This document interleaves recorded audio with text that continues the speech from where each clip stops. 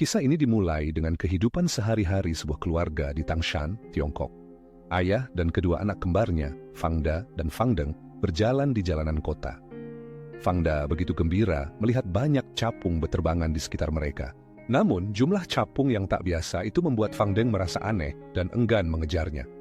Ia bertanya pada ayahnya mengapa ada begitu banyak capung. Ayahnya menjawab bahwa itu pertanda badai akan datang. Tak lama kemudian, Fangda merengek, minta es loli. Ayahnya setuju dan meminta kedua anaknya untuk pulang duluan membawa kipas angin baru yang dibelinya. Ia berpesan agar mereka menyampaikan pada ibu mereka bahwa ia akan pergi ke pabrik sebentar dan akan pulang nanti. Ayahnya memberikan mereka 6 sen untuk membeli es loli dan mengingatkan mereka untuk berhati-hati. Kedua anak itu bergegas ke toko dan membeli 2 es loli susu. Namun saat mereka berjalan pulang, kakak Yingtong merebut es loli Fangda. Fangda segera mengejar anak itu, berusaha merebut kembali es lolinya.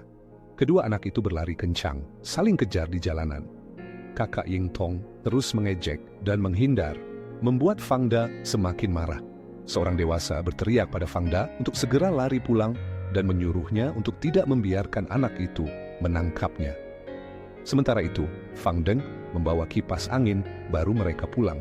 Ia bertemu ibunya di depan rumah. Ibunya bertanya apa yang mereka bawa, dan Fangdeng menjawab bahwa ayahnya membelikan mereka kipas angin. Kedua anak itu berebut ingin merasakan angin dari kipas baru tersebut. Ibu mereka menyuruh mereka menunggu sebentar karena ia harus mencolokkannya terlebih dahulu. Wuch mengingatkan Fangda untuk tidak memasukkan tangannya ke dalam kipas. Setelah kipas menyala, mereka semua menikmati angin sejuk bersama. Kemudian, sang ayah pulang dan memperlihatkan 2 jam tangan baru yang dibelinya. Fangda bertanya jam berapa yang diinginkan ayahnya, dan ayahnya menjawab jam 7. Sang ayah juga membelikan 2 tas sekolah baru untuk anak-anaknya. Fangda ingin tas bergambar lapangan Tiananmen, sementara Fangdeng menginginkan tas bergambar tembok besar. Kedua anak itu kembali berebut, namun kali ini memperebutkan kipas angin.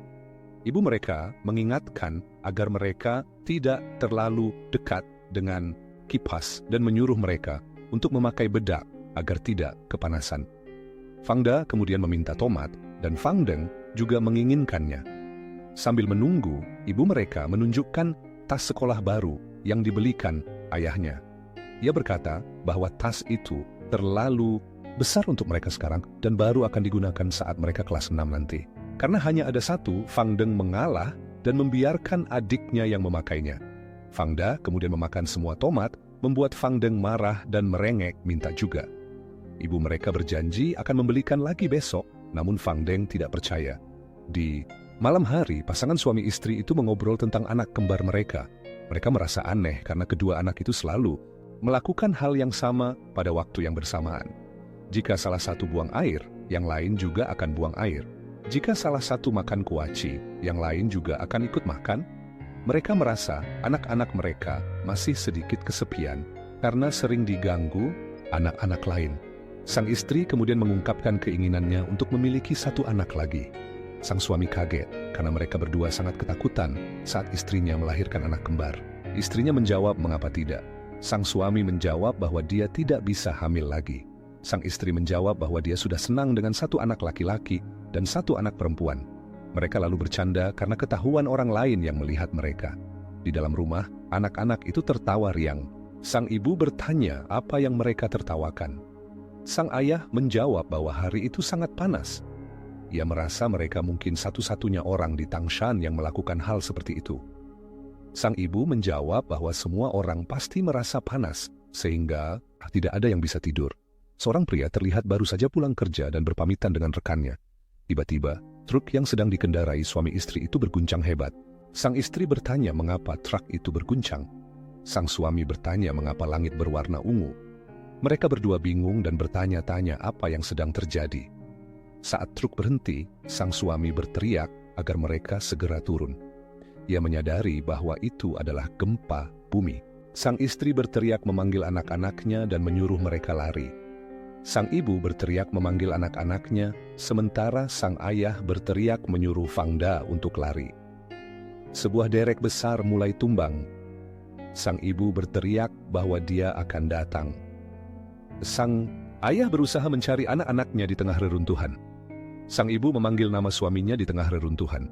Ia berteriak minta tolong, ia memohon agar suaminya bertahan. Gempa susulan kembali terjadi membuat reruntuhan semakin parah. Setelah gempa mereda, suami istri itu berteriak memanggil nama anak-anak mereka. Fangda yang tertimpa reruntuhan berteriak meminta tolong pada ibunya. Ia bertanya, mengapa ibunya mendorongnya dan meninggalkannya sendirian. Sang ibu berteriak memanggil nama suaminya. Seorang pria berteriak bahwa ada anak-anak di sana dan meminta pertolongan. Ibu Fangda berteriak bahwa itu adalah Fangda. Ia bertanya di mana putranya berada. Fangda berteriak bahwa ia ingin keluar dan tidak ingin berada di sana. Ibunya menenangkannya dan berjanji akan segera mengeluarkan mereka. Fangda mengeluh bahwa lengannya sakit sekali. Ibunya bertanya di mana adiknya. Fangda menjawab bahwa ia tidak bisa melihatnya, tetapi ia bisa mendengar adiknya mengetuk batu. Ibunya menyuruh Fangda untuk bertahan. Seorang pria berteriak bahwa ia bisa melihat Fangdeng dan ada beton di atas mereka. Ibu Fangda bertanya di mana dan memintanya untuk melihat. Pria itu berteriak memanggil nama Fangdeng. Ibu Fangda juga berteriak memanggil nama putrinya dan memintanya untuk menjawab. Sang ibu memohon pada semua orang untuk menyelamatkan anak-anaknya. Ia mengatakan bahwa ayah mereka sudah meninggal dan jika anak-anaknya tidak diselamatkan, ia tidak bisa melanjutkan hidup. Ia berjanji akan melakukan apa saja seumur hidupnya dan menjadi pelayan mereka jika mereka mau menyelamatkan anak-anaknya. Seorang pria menyuruhnya berhenti menangis dan mengatakan bahwa mereka akan mencari solusi. Ia memerintahkan untuk segera mencari linggis untuk mengangkat beton. Seorang pria berteriak bahwa ia tidak bisa mendengar mereka lagi dan mereka hanya bisa menyelamatkan satu orang. Ia menyuruh ibu mereka untuk segera memutuskan. Ibu Fangda menjawab bahwa kedua anaknya harus diselamatkan. Pria itu menjelaskan bahwa beton itu menimpa kedua anak mereka, satu sisi menimpa putrinya dan sisi lain menimpa putranya. Jika mereka mengangkat satu sisi, beton itu akan menimpa anak yang lain. Ia memaksa ibu mereka untuk segera memutuskan karena mereka hanya bisa menyelamatkan satu orang. Ibu Fangda terus memohon agar kedua anaknya diselamatkan. Pria itu berteriak agar ia segera memutuskan, karena jika ia menunggu, kedua anaknya akan meninggal. Ibu Fangda terus memohon agar kedua anaknya diselamatkan. Pria itu bertanya, apakah Yuan Ni sudah memutuskan siapa yang akan diselamatkan? Seorang pria berteriak bahwa ada orang yang masih hidup di sana dan meminta pertolongan. Pria lain mengatakan bahwa mereka harus pergi menyelamatkan orang lain di sana. Sang ibu memohon agar putranya diselamatkan. Pria itu bertanya yang mana, dan sang ibu menjawab putranya. Pria itu mengulangi permintaannya, dan pria itu berteriak agar putranya segera diselamatkan. Sang ibu memohon maaf kepada Fangdeng. Ia juga memohon maaf kepada Fangda. Pria itu mengatakan bahwa mereka harus menyelamatkan orang yang masih hidup terlebih dahulu dan mereka tidak bisa melakukan apapun terhadap orang yang sudah meninggal. Ia mengatakan bahwa Fangdeng sudah tidak bersuara dan memerintahkan agar Fangda segera dibawa ke Bandara Tangshan karena tim medis Tentara Pembebasan Rakyat ada di sana. Ia mengatakan bahwa jika mereka tidak bergegas, semuanya akan terlambat. Seorang anak kecil yang selamat dari gempa bumi ditanyai tentang keluarganya oleh petugas. Ia ditanya apakah ada anggota keluarganya yang masih hidup. Petugas itu meyakinkannya untuk tidak khawatir dan mengatakan bahwa ia akan mengantarnya pulang. Di tempat penampungan anak-anak yatim piatu, seorang petugas panti asuhan sedang berbicara dengan seorang tentara. Tentara itu mencari anak untuk diadopsi. Petugas itu menunjuk seorang gadis kecil yang menundukkan kepalanya. Tentara itu bertanya apakah gadis itu tidak terlalu tua. Petugas itu menjawab bahwa usianya sekitar 5 atau 6 tahun dan ia mengingat segalanya. Ia mengatakan bahwa gadis itu sangat cantik dan bisa menjadi aktris ketika dewasa nanti. Tentara itu setuju bahwa gadis itu cantik, tetapi ia khawatir akan sulit untuk membesarkannya. Ia mengatakan bahwa ia sudah bertanya berkali-kali, tetapi gadis itu tidak mengingat apapun. Petugas itu mengatakan bahwa seharusnya tidak sulit untuk membangun hubungan dengannya, dan hanya saja anak-anak ini sudah mengalami banyak hal sehingga akan membutuhkan waktu. Tentara itu bertanya, apakah petugas itu yakin bahwa gadis itu adalah seorang yatim piatu? Petugas itu menjawab bahwa foto gadis itu sudah dipajang di kantor penyelamatan darurat sejak lama dan tidak ada kerabat yang menghubunginya. Ia mengatakan bahwa tanpa ada yang menghubungi, seharusnya gadis itu adalah seorang yatim piatu, meskipun ia tidak bisa memastikan. Tentara itu mengatakan bahwa ia tidak ingin kehilangan gadis itu. Petugas itu mengatakan bahwa ia mengerti dan ia bisa memikirkannya. Ia mengatakan bahwa kapanpun tentara itu punya kesempatan, ia bisa datang dan menemuinya. Tentara itu memintanya untuk segera mengurus surat-suratnya dan mengatakan bahwa ia akan melakukan apapun yang ia bisa. Petugas itu mengatakan bahwa tentara itu melakukan hal yang baik. Tentara itu bertanya apakah gadis itu memiliki masalah. Petugas itu menjawab bahwa mereka tidak menemukan masalah apapun, tetapi gadis itu tidak suka berbicara. Tentara itu merasa bahwa gadis itu baik-baik saja. Di tengah keramaian, para tentara memberikan penghormatan kepada para pahlawan penyelamat gempa bumi. Tentara itu berbicara kepada Yaya dan mengatakan bahwa tentara mereka seperti keluarga revolusioner. Besar dan semua orang akan menjadi seperti keluarga baginya. Istri tentara itu meminta untuk menggendong Yaya. Tentara itu menolak dan mengatakan bahwa ia tidak lelah. Istrinya mengatakan bahwa bukan itu masalahnya dan ia ingin menggendongnya. Tentara itu menyuruh Yaya untuk pergi ke ibunya. Istri tentara itu menggendong Yaya. Ia menunjukkan apartemen tempat mereka tinggal. Ia mengatakan bahwa mereka sudah sampai di rumah. Di dalam apartemen, istri tentara itu menunjukkan kamar yang sudah disiapkan khusus untuknya. Ia bertanya apakah Yaya menyukainya. Istri tentara itu mengatakan bahwa mereka akan mandi nanti dan berganti pakaian bersih. Tentara itu mengatakan bahwa Yaya baru saja sampai dan semuanya baru baginya. Istrinya mengatakan untuk tidak khawatir. Tentara itu mengatakan bahwa sepanjang perjalanan, Yaya tidak mengatakan sepatah kata pun. Istrinya bertanya apakah Yaya mungkin bisu. Tentara itu mengatakan untuk tidak mengada-ada dan apa yang bisa diharapkan dari seorang anak yang hampir meninggal. Istrinya mengatakan bahwa Yaya sedang mendengarkan mereka.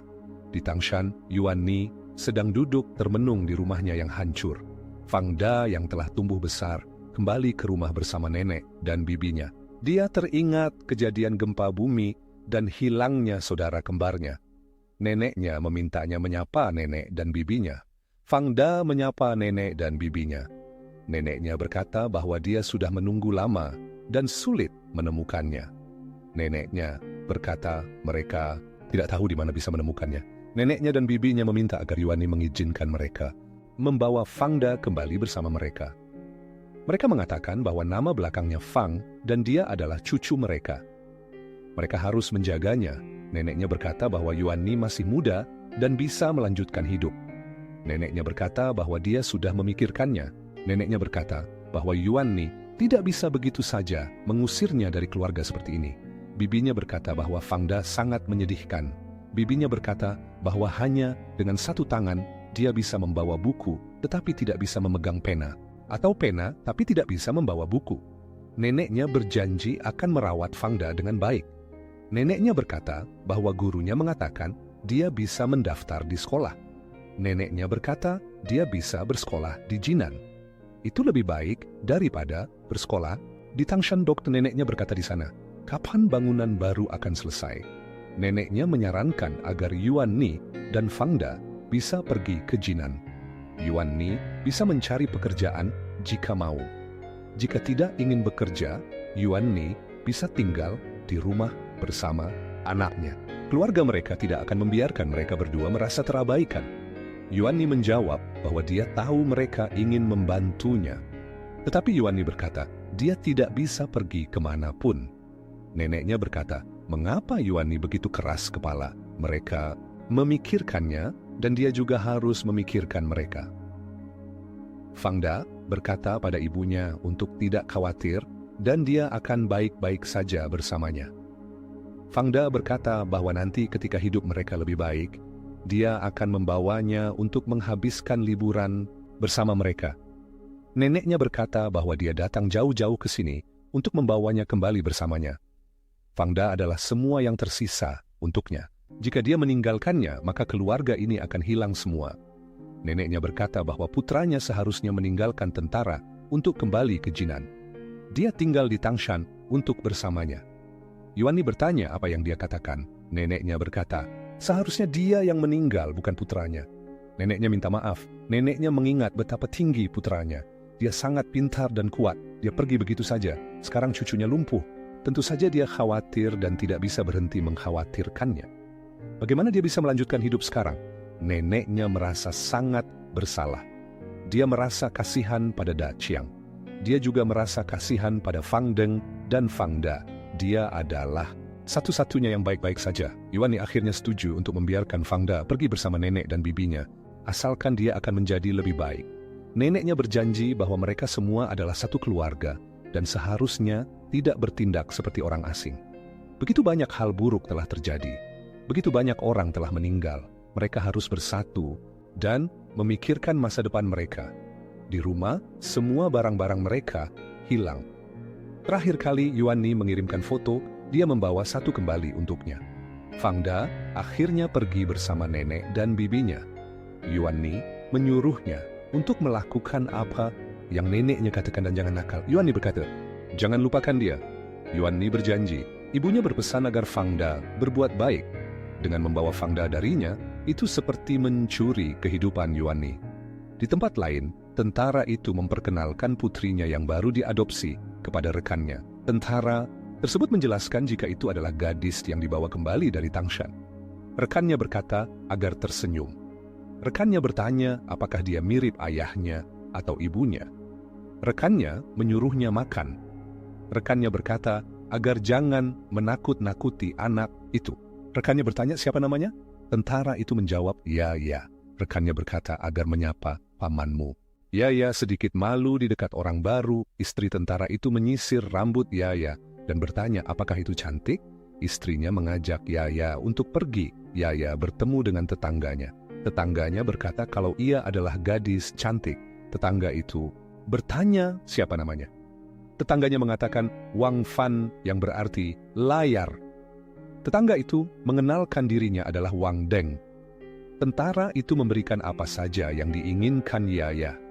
Istrinya memberitahu kalau nama Ya nanti adalah Wang Deng. Bertanya apakah ini nama sebelumnya. Istrinya berkata ketika dia mengingat hal-hal dari masa lalu nanti, dia bisa memberitahu ibu dan ayah. Ayahnya bisa membawanya ke Tangshan untuk mencari kerabatnya. Tetapi Ya tidak mengingat. Ya berkata segalanya akan diurus. Mulai hari ini, kamu adalah siswa Wang Deng. Lalu mereka pulang.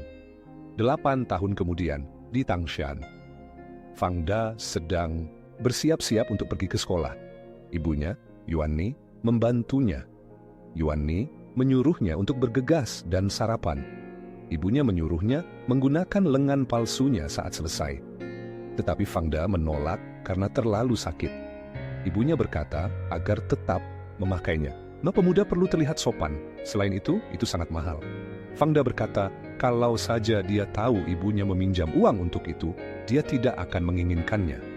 Yuan Ni berkata agar jangan banyak bicara. Fangda bertanya apa yang sedang ibunya lakukan. Yuan Ni menjelaskan gurunya berkata, dia perlu tempat yang baik untuk belajar. Kulkasnya terlalu berisik. Dia akan memindahkannya ke kamarnya. Fangda berkata bahkan jika dia memindahkannya, dia tetap tidak akan masuk perguruan tinggi. Dia tidak ingin mengikuti ujian. Yuan Ni bertanya apa yang dikatakannya. Yuan Ni menasihati agar Fangda harus kuliah. Jika dia meninggal nanti, apa yang akan dilakukan Fangda? Jika dia tidak memiliki keterampilan apapun, gadis mana yang mau menikahinya? Dia ingin membantunya membesarkan seorang anak. Kemudian, anak itu bisa membantunya ketika dia sudah tua. Yuan Ni menyuruhnya jangan khawatir.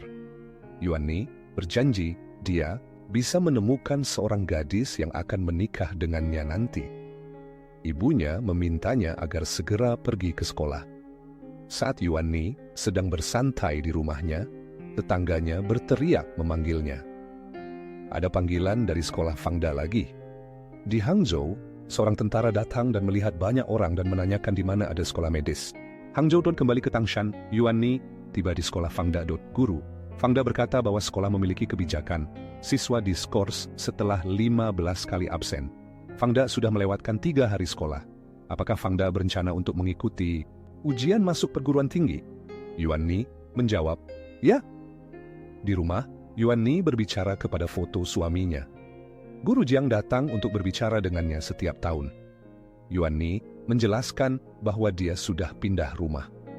Jika mau kembali, jangan salah jalan. Gang mereka berada di sebelah sekolah kereta api. Di barisan rumah pertama, belok kiri. Rumah mereka adalah yang pertama. Jangan lupa, Yuan Ni berkata bahwa di tempat mereka dulu tinggal, mereka sedang membangun department store. Mereka tidak bisa kembali. Fangda meninggal 10 tahun lalu. Yuan Ni berharap bisa menyelamatkan saudara perempuannya sebagai gantinya. Ya, ia mengalami mimpi buruk lagi. Ayahnya menghiburnya dan bertanya apakah kepalanya sakit. Dia akan memijat kepalanya.